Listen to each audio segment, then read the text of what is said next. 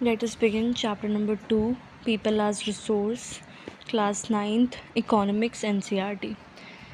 Chapter 1 में हमने देखा था कि 4 फैक्टर ऑफ प्रोडक्शन होते हैं: लैंड, लेबर, फिजिकल कैपिटल और ह्यूमन कैपिटल। ह्यूमन कैपिटल जो है वो मोस्ट एसेंशियल फैक्टर था। बिना ह्यूमन कैपिटल के, बिना ह्यूमन नॉलेज के, बिना ह्यूमन एक्सपर्टीज़ के हम जो है लैंड का इतना ज़्यादा प्रोडक्टिव यूज़ नहीं कर सकते, और इवन ना ही जो फिज़िकल कैपिटल है उसका भी इतना ज़्यादा प्रोडक्टिव यूज़ कर सकते।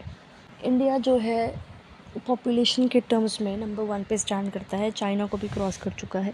तो इस पॉपुलेशन को अगर हम एसेट में कन्वर्ट करें तो हम अपनी पॉपुलेशन को एजुकेशन प्रोवाइड करनी पड़ेगी और हेल्थ फैसिलिटीज़ प्रोवाइड करनी पड़ेगी। एसेट मतलब एक ऐसी प्रोडक्टिव पॉपुलेशन जिसके पास स्किल्स हैं, जिसके पास एजुकेशन है, नॉलेज है, जिससे कि वो एक इकोनॉमी की नेशनल इनकम में कंट्रीब्यूट कर सके।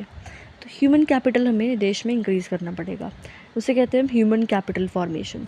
जैसे फिजिकल कैपिटल फॉर्मेशन होती है उसी तरह ह्यूमन कैपिटल फॉर्मेशन होती है। मान लो आपके पास एक फैक्ट्री है, उसमें बहुत सारी मशीन्स हैं, आप इन्वेस्टमेंट कर रहे हो पैसे से और मशीन खरीद रहे हो, तो फिजिकल कैपिटल इंक्रीज़ हो रही है, तो उसे कहते हैं फिजिकल कैपिटल फॉर्मेशन। सिमिलरली आप ह्यूमन पे, पॉपुलेशन पे, एजुकेशन पे खर्चा कर रहे हो, हेल्थ पे खर्चा कर रहे हो, इन्वेस्टमेंट कर रहे हो, तो ह्यूमन कैपिटल बढ़ती है, तो इसे कहते हैं ह्यूमन कैपिटल फॉर्मेशन। अब ह्यूमन कैपिटल फॉर्मेशन आप कर कैसे सकते हो? एजुकेशन से या हेल्थ से। इसका एग्जांपल देखो आप जापान से। जापान में जो है कोई भी नेचुरल रिसोर्स नहीं है, बट फिर भी वो इतनी रिच और डेवलप्ड कंट्री क्यों है?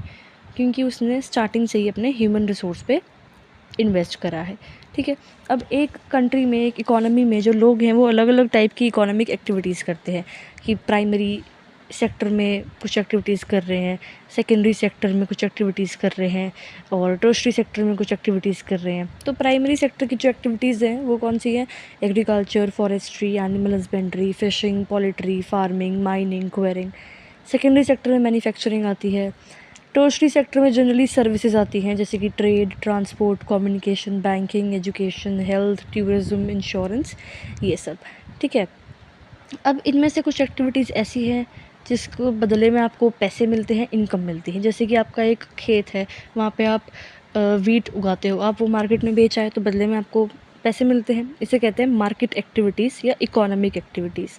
अब कुछ एक्टिविटी ऐसी हैं जो आप सेल्फ कंजम्पशन के लिए करते हो, कि आपने खेत में जो वीट उगाया वो अपनी खुद की कंजम्पशन के लिए यूज़ कर लिया, मार्केट में बेच के नहीं आ रहे हो, अपना जो भी घर में जितना यूज़ हुआ उतना कंज्यूम कर लिया। उसको कहते हैं नॉन मार्केट एक्टिविटीज़ या नॉन इकोनॉमिक एक्टिविटीज़। अब इंडिया की पॉपुलेशन को लाइबिलिटी से एसेट में कैसे कन्वर्ट कर सकते हो आप? एक बर्डन से एक useful human capital, useful human resource कैसे बना सकते हो? एजुकेशन से या हेल्थ से। एजुकेशन भी बहुत ज़्यादा इंपॉर्टेंट है, क्योंकि वो लोगों की जो सोच है उसको इम्प्रूव करता है। सरकार भी बहुत कुछ करती है कि एजुकेशन को राइट बना दिया, नवोदय विद्यालय खोल दिए, एक्सपेंडिचर जो है एजुकेशन पे वो इंक्रीज़ कर रहे हैं आजकल। इवन जो आपका सर्व शिक्षा अभियान है वो था, जिसका एम ये था कि 6 से 14 साल के बच्चों में यूनिवर्सलाइजेशन ऑफ एलिमेंट्री एजुकेशन करी जाए। ठीक है, और mid day meal schemes open कर दी हैं, और ये चीज़ सरकार जो काम कर रही है वो दिखता भी है, बिकॉज़ लिटरेसी रेट है वो चेंज हो गया है, लेकिन मतलब इंक्रीज़ हो गया है इनफैक्ट। लेकिन एक दिक्कत फिर भी हमारे यहाँ आती है कि जो लिटरेसी रेट है वो मेल्स में ज़्यादा है, जो वुमेन है वो भी इतनी ज़्यादा एजुकेटेड नहीं है। वो चीज़ क्यों है? पेट्रियार्कल माइंडसेट है बिकॉज सोसाइटी का, कि औरतें जो हैं उनको स्कूल में नहीं भेजा जाता, उन्हें इतना पढ़ाया नहीं जाता, उन्हें एजुकेशन नहीं प्रोवाइड करी जाती। और इवन जब अगर वो काम भी कर रही हैं, तो अगर एक काम आदमी भी वही काम कर रहा है, एक औरत भी वही काम कर रही है, तो जो वुमेन है उसको उसके कम पैसे मिलते हैं। तो ये माइंडसेट की वजह से है। ये भी धीरे धीरे धीरे चेंज होगा जब एजुकेशन होगी, लोगों की सोच इम्प्रूव होगी, ऐसे जाके सारी चीज़ें भी चेंज होगी। लेकिन जब हम आज़ाद हुए थे उसका वहाँ तब का अपना देखें एजुकेशन स्टैंडर्ड और आज का देखें तो बहुत बहुत ज़्यादा इम्प्रूवमेंट है। सिमिलर कंडीशंस हेल्थ में है। हेल्थ में कोविड-19 के टाइम पे हमने देख ही लिया था कि जो हेल्थ है वो कितनी ज़्यादा इम्पॉर्टेंट है एक देश के लिए, एक पॉपुलेशन के लिए। और कोविड-19 की वजह से कहीं न कहीं हमने अपना हेल्थ इंफ्रास्ट्रक्चर जो है वो बहुत ज़्यादा इम्प्रूव किया है। हमारा जो इन्फेंट मोर्टेलिटी रेट है, जो इंडिपेंडेंस के टाइम पे था, जो आज है, वो बहुत ज़्यादा कम हुआ है। बर्थ रेट इंक्रीज़ हुए हैं, डेथ रेट कम हुआ है, लाइफ एक्सपेक्टेंसी जो है वो बढ़ी है। ठीक है, तो ये क्यों हुआ है? क्योंकि हमने जो है इन्वेस्टमेंट करी है हेल्थ फैसिलिटीज़ में, हेल्थ इंफ्रास्ट्रक्चर में। अब इन्फेंट मोर्टालिटी रेट क्या है? Death of a child below 1 year of age. Birth rate है number of babies born for every 1000 people during a particular period of time. और death rate है number of people per 1000 who die during a particular period of time.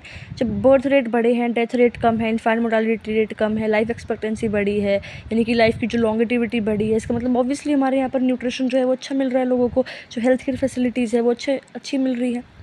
ठीक है, आगे देखो. अब अगला topic है अनएम्प्लॉयमेंट. अनएम्प्लॉयमेंट क्या होता है? जो एक देश में वर्किंग पॉपुलेशन है, वर्किंग एज ग्रुप है, यानी कि जो 15 साल से 59 साल के बीच में जो लोग आते हैं उसको कहते हैं वर्किंग पॉपुलेशन. उनमें से कुछ लोग ऐसे हैं जो कि काम करना चाहते हैं मगर उन्हें जॉब नहीं मिल रही, उसको कहते हैं अनएम्प्लॉयमेंट. अब लेकिन इसमें कुछ लोग ऐसे भी हो सकते हैं इस ग्रुप में, एज ग्रुप में, जो काम नहीं कर रहे, वो करना भी नहीं चाहते, तो उसको आप अनएम्प्लॉयमेंट नहीं बोलोगे, उनको आप अनएम्प्लॉयड लोग नहीं बोलोगे. जो 15 से नीचे है वो चाइल्ड लेबर हो गया, तो उसके नीचे जो लोग हैं जो काम नहीं कर रहे वो भी अनएम्प्लॉयमेंट नहीं है, अनएम्प्लॉयड नहीं है. 59 से ज़्यादा एज जो है वो आपके ग्रैंड पेरेंट्स फॉर एग्जांपल, उनको भी आप अनएम्प्लॉयड नहीं बोलोगे. अब इंडिया में जो अनएम्प्लॉयमेंट है वो रूरल और अर्बन एरियाज़ में डिफ़र करती है, कि जो रूरल एरियाज़ हैं वहाँ पे सीजनल और डिसगाइज्ड अनएम्प्लॉयमेंट मिलती है.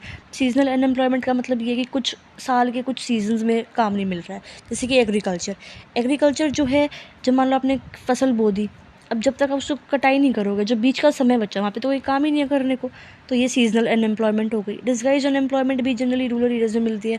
फॉर एग्जांपल आपका एक खेत है, छोटा सा खेत है, उसमें पूरी फैमिली लग रही है, 10 के 10 लोग वहाँ पे काम कर रहे हैं. अगर उन 10 में से आप 5 लोगों को हटा देते हो, जो 5 लोग काम कर रहे हैं अभी भी उतना ही काम हो पा रहा है, आउटपुट अभी भी उतना आ रहा है जितने 10 लोग काम कर रहे थे. मान लो आपके 10 किलो गेहूँ बने, 10 लोग जब काम कर रहे हैं, हाइपोथेटिकली मान लूँ 10 किलो, ठीक है. अब जब 5 लोग काम कर रहे हैं तब भी उतना ही आउटपुट आ रहा है, तब भी 10 किलो गेहूँ बन रहे हैं. तो जो 5 लोग हैं वो फ्री फंड में काम कर रहे थे, उनका जो काम है कुछ देखने को तो वो काम कर रहे हैं लेकिन कुछ ऐसा ह्यूज इम्पैक्ट नहीं हो रहा उनके काम करने की वजह से, उसे कहते हैं डिसगाइज अनएम्प्लॉयमेंट. ठीक है.